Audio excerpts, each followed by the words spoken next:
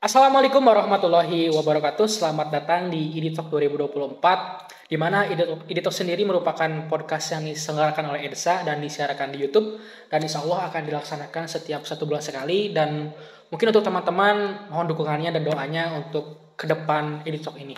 Nah, di sini mungkin saya selaku host izin memperkenalkan diri. Nama saya Kian Diana dan di sini saya akan bawa Anda ke Get to Know EDSA. Di sini saya sudah kedatangan tamu yang sangat luar biasa. Mari kita sambut Ketua EDSA 2024.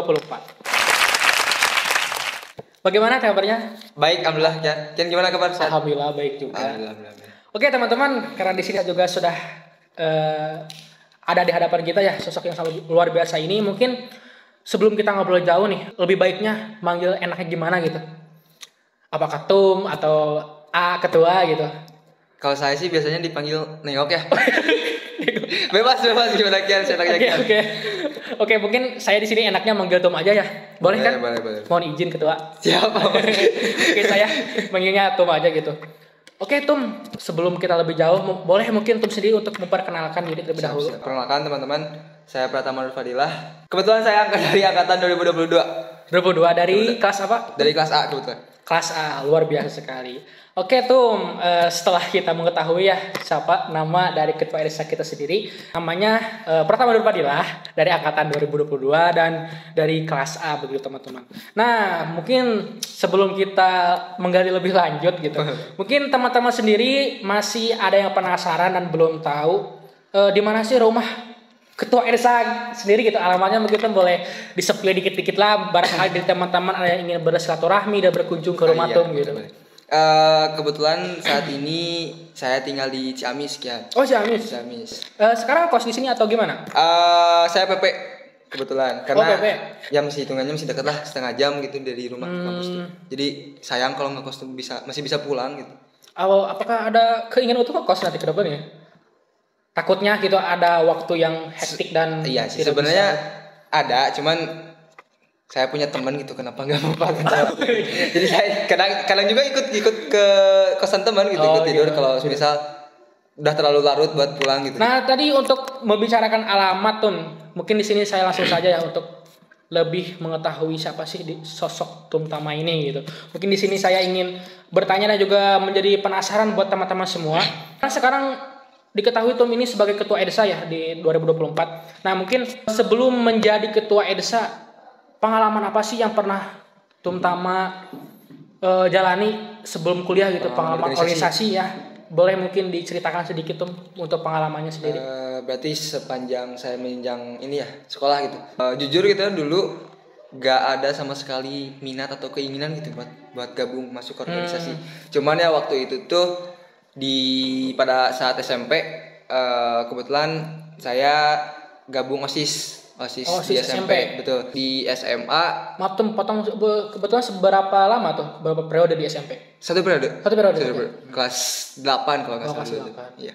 Kemudian tadi di SMA? Di SMA sempat ikut juga. Bantara kalau di saya. Berarti Pramuka ya? Pramuka di saya. Kebetulan waktu itu cuman ikut beberapa masa periode, bukan masa periode, maksudnya nggak full gitu. Beberapa kegiatan mungkin. Bahkan saya keluar. Keluar. Dengan alasan intinya Bantara sama ekskul yang saya ikuti, ekskul futsal gitu, ada perlombaan yang bentrok gitu. Oh, jadi waktunya bentrok gitu. Ya. Di sana saya milih futsal. Dan ya yang Bantara ini saya tinggalkan, bahkan saya keluar gitu. Jadi saya fokus ke ekskul futsal. Tom sendiri mungkin untuk organisasi belum terlalu boleh katakan mohon maaf belum terlalu berpengalaman gitu ya, karena waktu SMA juga hanya mengikuti ekskul. Nah, sekarang mengikuti organisasi di kuliah gitu, dan alhamdulillah menjadi ketua EDSA. Nah, mungkin bagaimana sih tuh perasaannya gitu setelah beberapa dekade gitu gak ikut organisasi, sekarang menjadi ketua EDSA gitu. Perasaannya gimana gitu? Ya, yang pasti sebelum jadi ketua deh. Ya, saya boleh Tom ya, bahasa kayak penasaran gitu. Karena kebetulan saya juga 2 periode ya di sebelumnya masih menjadi anggota.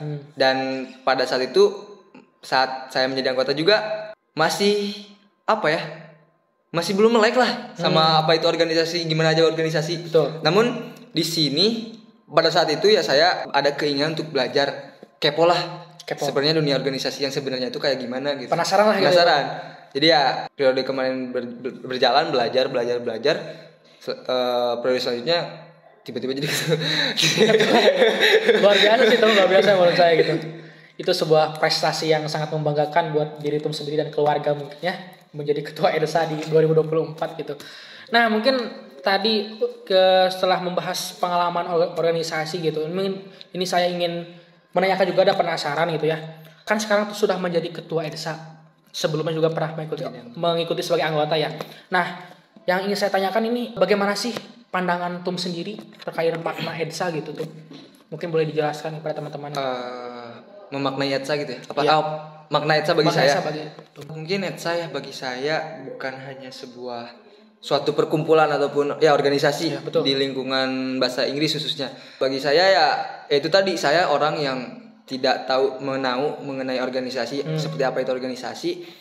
Tiba-tiba saya memiliki keinginan untuk ya penasaran, pengen belajar, saya masuk ke sana, dan di sini maksud saya di EDSA sendiri. Ya. Ternyata banyak itu yang saya dapatkan gitu, banyak pengalaman baru, banyak wawasan-wawasan yang saya dapatin gitu, yang tadinya saya tidak tahu sama sekali mengenai organisasi itu apa. Namun saat ini ya sedikit banyaknya tahulah gitu, sedikit-sedikit gitu terkait organisasi itu. Terus ya di sini banyak perubahan yang saya alami gitu, banyak betul. yang saya rasakan gitu. Dan EDSA ini bagi saya tempat saya untuk belajar, bahkan berkembang gitu. Berkembang bagi saya sendiri. Jika ditanya makna EDSA bagi saya, mungkin sebagai bisa dibilang rumah kedua gitu bagi saya. Yes, luar biasa Tom. Berarti Tom sendiri di sini sudah menganggap rumah kedua EDSA gitu ya. Berarti ya. Tom sendiri di sini sudah nyaman gitu Tom dengan EDSA sekarang atau bagaimana Tom? Karena Tom sendiri sudah menganggap sebagai rumah kedua gitu. Nyaman dalam artian karena sudah banyak itu yang saya dapatkan gitu di sini. Betul. Jadi ya saya berani menganggap bahwa EDSA ini rumah kedua bagi saya gitu. Luar biasa tuh. Semoga selalu konsisten itu. Amin. Dan yang memberikan terbaik lah buat EDSA gitu. Amin. Nah, tadi kita menanyakan makna EDSA bagi Tom gitu ya. Terus yang menjadi penasaran juga nih Tom, bagi teman-teman juga saya mungkin. Kenapa setiap tahunnya itu pergantian nama kabinet gitu? Seperti yang saya ketahui kan sebelumnya itu namanya Genesis Kabinet ya, dan sekarang Katalis Kabinet. Nah, mungkin menurut Tom bagaimana sih kenapa bisa berganti setiap tahunnya gitu? Menurut pandangan Tom sendiri. Ini mungkin merupakan apa ya? Adanya pergantian nama kabinet di setiap periode ya akan ada sesuatu yang menjadi ciri khas tertentu gitu dari setiap kepengurusan ataupun setiap periode dari kepengurusan EDSA itu sendiri gitu. Betul. Dan hal itu menjadi sebuah keharusan mungkin menurut saya gitu, karena dengan perbedaannya nama kabinet ini memperlihatkan bahwa apa sih yang sebenarnya ketua dari setiap periode ini bawa gitu, apa yang mereka inginkan, perbedaannya lah gitu. Betul. Dan mereka pasti salah satunya memilih nama sesuai dengan apa yang mereka ingin bawakan gitu. Betul sekali. Terhadap kepengurusan. Nah, oke, itu mungkin makna pergantian nama menurut Tom ya. Melanjutkan dari pertanyaan ngomong-ngomong sebuah nama gitu dari sebuah kabinet.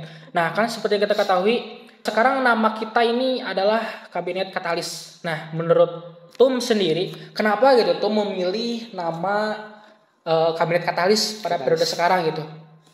Ya, mungkin sebenarnya ya jika kita lihat Katalis dengan pendidikan bahasa Inggris sebenarnya nggak ada korelasinya gitu. Lebih cocok dengan fisika ataupun biologi kalau kita ngambil Katalis gitu. Cuman yang saya ambil di sini ya arti dari mungkin filosofi dari kata katalis ini. Berasal dari katalisator, kalau diartikan dalam kimianya merupakan zat reaksi sepemahaman saya. Pendorong reaksi positif dan penghambat reaksi negatif gitu. Dan saya mengapa mengambil filosofi ini ataupun mengambil nama ini sebagai nama kabinet, karena yang saya inginkan, yang saya harapkan untuk EDSA pada periode ini, menginginkan EDSA yang menggambarkan semangat positif yang tadi saya bilang gitu, semangat positif di mana kita dapat mengubah tantangan menjadi peluang gitu, seperti katalisator tadi gitu. Betul. Yang saya harapkan sih seperti itu. Jadi itulah kenapa tuh memilih nama Katalis. Luar biasa tuh nama Katalis. Nah, mungkin menyambung dari nama Katalis tadi, karena seperti yang sudah kita ketahui ya, pada kabinet sekarang logonya ada logo merpati gitu. Nah, mungkin merpati. Mungkin bisa dijelaskan tuh namanya Katalis dan kenapa logonya merpati gitu. Mungkin nanti bisa jadi pertanyaan dari semua orang gitu. Mungkin bisa dijelaskan juga tuh kenapa tuh memilih logo Merpati gitu buat logonya. Iya, benar, karena katalis dengan Merpati sepertinya nggak nyambung gitu ya. Tapi ya kenapa saya memilih atau menjadikan Merpati ini sebagai logo atau menjadi simbol, karena saya melihat filosofi dari Merpatinya itu sendiri gitu. Yang mana Merpati ini sebagai simbol kedamaian, kesetiaan, dan juga kepercayaan gitu. Dan mungkin tiga nilai ini yang saya inginkan gitu kepada kepengurusan saat ini gitu. Dengan kita menanamkan tiga nilai tersebut, harapannya ya terciptanya lingkungan yang nyaman gitu di dalam organisasinya itu sendiri gitu. Karena dengan adanya kedamaian ataupun mungkin kerukunan di dalam pengurusan ini, di dalam kepengurusan yang di dalamnya memiliki beberapa latar belakang yang berbeda, pemikiran yang berbeda, sehingga ya harapannya ingin adanya harmoni gitu di dalam perbedaan itu sendiri gitu, dengan mengambil filosofi dari burung merpati. Jadi itulah mungkin harapan dari filosofi Merpati yang Tum ambil untuk adanya rasa tenggang rasa. Dari setiap anggota, perdamaian dan tentunya tadi apa? Kesetiaan lah dalam logo Merpati begitu. Luar biasa tuh untuk logo Merpati ini yang diambil oleh ketua kita ini. Nah, mungkin untuk ngomong-ngomong sebuah filosofi gitu, pastinya akan menyambung ke sebuah visi dari ketua gitu.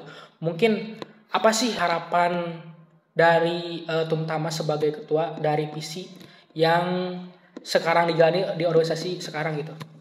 Untuk visinya, ETSA-nya gitu ya. harapan ETSA. Ya, fungsi dari adanya ETSA sendiri ya untuk masyarakat pendidikan bahasa Inggris gitu. Dan mungkin harapan saya kepada ETSA, terhadap ETSA gitu, semoga ETSA ini tetap dan akan terus menjadi garda terdepan mungkin ya bahasanya untuk masyarakat masyarakat pendidikan bahasa Inggris gitu. Entah menjadi fasilitator yang mewadahi ataupun menjadi penghubung di antara masyarakat pendidikan bahasa Inggris, entah itu kepada lembaga ataupun kepada ETSA-nya itu sendiri gitu.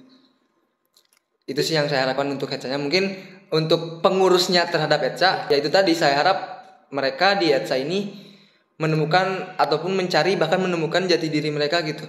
Dengan adanya berbagai macam latar belakang dan perbedaan di dalam kepengurusan gitu, semoga ya mereka bisa terus berkembang dan berprogres gitu untuk mencari jati dirinya di sini. Jadi begitu ya Tom, harapan dari visi Tum Tama yaitu tadi utama untuk apa namanya sebagai fasilitator dari semua mahasiswa pendidikan bahasa Inggris ya tentunya. Dan tadi ngomong-ngomong ke sebuah anggota gitu Tom, bagaimana jika misalnya nih Tum ada sebuah masalah gitu dalam sebuah organisasi. Nah mungkin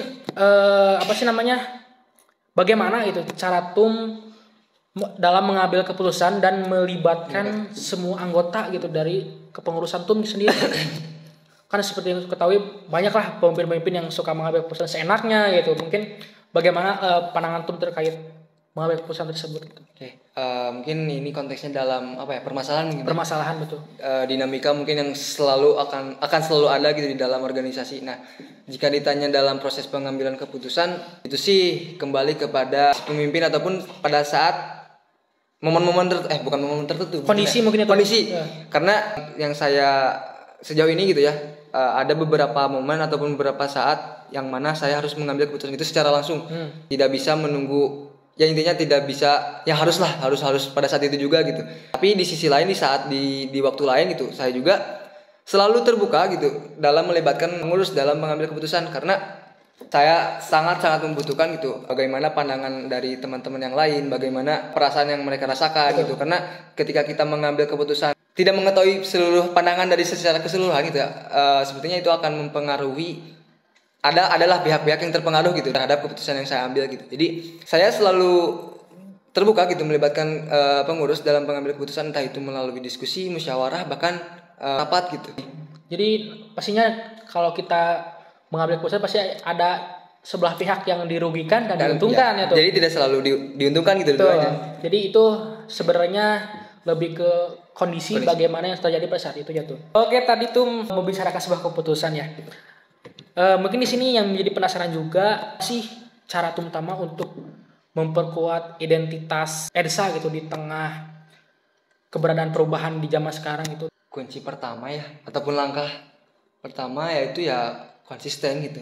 konsisten terlebih dahulu dari kitanya ataupun dari pengurusnya sendiri, dari EDSA-nya sendiri terhadap apa yang dijadikan tugas dan fungsi ataupun apa yang akan dilaksanakan gitu ke depannya. Kemudian jika ditanya tentang perkembangan zaman, betul perubahan. Yang pasti kita akan selalu beradaptasi gitu, akan selalu menyesuaikan dengan, karena jika berbicara perubahan yang pasti kebutuhan pun berbeda gitu. Ya betul. Jadi kita akan menyesuaikan kembali dengan apa yang dibutuhkan oleh entah itu masyarakat pendidikan bahasa Inggris dengan jurusan. Intinya untuk bisa selalu beradaptasi gitu dalam segala situasi dan kondisi. Oke Tum, tadi kita kan di sini sudah membicarakan terkait identitas untuk memperkuat ya. Nah di sini mungkin apa sih langkah yang Tum ambil untuk membangun dan memperkuat rasa kepemilikan anggota ke EDSA gitu? Mungkin yang pertama dan yang utama ya. Yang pasti dari segi kenyamanan mereka gitu. Betul tuh. Kenyamanan mereka berada di lingkungan EDSA gitu. Karena yang saya yakini seberat apapun, secapek apapun itu, tapi ketika kita berada di suatu lingkungan yang kita rasa nyaman, sedikitnya rasa capek dan rasa terbebani itu berkurang gitu, bahkan hilang. Betul. Karena dengan adanya rasa nyaman dan mereka bisa menjalankan apa yang menjadi tugas ataupun kegiatan-kegiatan di sini dengan rasa senang gitu, karena mereka nyaman. Yang pasti ya itu mungkin yang utama, kita buat senyaman mungkin kekeluargaan lah itu ya Tum ya. Iya, betul. Jadi intinya langkah yang diambil oleh Tum ini untuk membangun rasa kepemilikan adalah dengan kenyamanan, menciptakan kenyamanan. Nyaman gitu. Luar biasa Tum. Oke Tum, tadi kan kita membicarakan sebuah keorganisasian ya. Mungkin di luar sana menurut saya masih banyak mahasiswa yang istilahnya ingin terjun ke dunia organisasi, tapi mereka itu boleh dikatakan ragu gitu untuk masuk. Nah, bagi Tum sendiri nih, ada nggak sih saran buat teman-teman di luar sana yang ingin ikut organisasi gitu? Menurut saya, karena seperti yang saya tadi bilang gitu, karena saya juga awal gitu untuk masuk organisasi, masih baru gitu di dunia organisasi. Cuman yang bisa saya sampaikan ataupun berikan saran kepada teman-teman yang mungkin ada keinginan untuk masuk organisasi, cuman ya entah itu ragu ataupun takut ya. Yang pasti tentukan dulu organisasi seperti apa yang kalian inginkan, sesuaikan dengan passion ataupun minat dan juga kemampuan kalian di mana gitu. Karena organisasi menurut saya merupakan sebuah kalau bisa dianalogikan laboratorium mungkin, di mana kita di organisasi itu bereksperimen untuk mengupayakan atau untuk berusaha mencari jati diri kita gitu. Betul. Jadi ya mungkin lebih kepada sebelum ingin masuk organisasi, tentukan dulu passion kamu organisasi yang seperti apa gitu, dan minat kamu seperti apa. Tapi menurut Tom sendiri disarankan nggak sih buat mahasiswa untuk ikut organisasi gitu? Gimana ya kalau saya bilang sarankan atau tidak? Mungkin tidak hanya organisasi saja mungkin ya sebagai sarana untuk mengembangkan diri. Cuman yang paling terdekat dengan mahasiswa ya tentunya organisasi gitu. Karena itu tadi organisasi bisa kita jadikan sebagai media untuk berprogres, mengembangkan diri, mencari jati diri. Namun itu pasti tidak hanya organisasi. Nah, ngomong-ngomong sebuah tadi masuk organisasi, bagi Tom sendiri ada atau enggak sih akan sebuah film atau buku atau apapun yang menginspirasi gitu sebagai Tom sendiri untuk mengikuti sebuah organisasi dan memimpin sekarang gitu jadi ketua? Menarik. Mungkin kalau saya pribadi lebih kepada film ya. Oh, film. Bukan film, series. Kalau tidak salah ada series. Kalau kalian tahu Ted Lasso tahu Ted Lasso? Wah, nggak tahu. Ada prinsip yang saya kagumi gitu dalam series itu.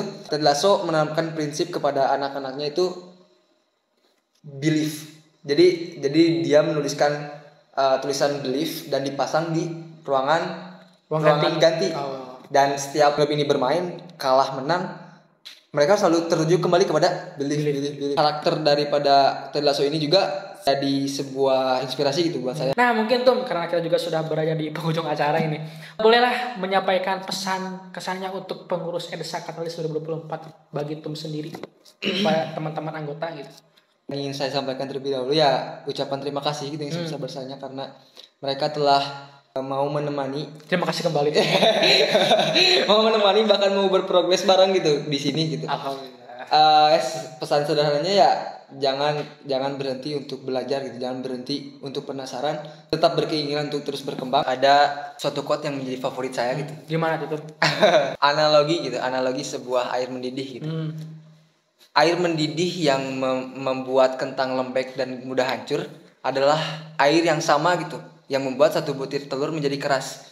Nah mungkin jika kita berada di dalam situasi yang disebut air mendidih, yang dianalogikan sebagai air mendidih, kita ini mau menjadi seperti telur apa menjadi seperti kentang gitu. Itu yang bisa saya sampaikan kepada para pengurus gitu. Semoga mereka tetap mempunyai keinginan untuk berkembang dan bahkan menjadi kuat gitu dengan segala sesuatu yang ada di dalam EDSA gitu.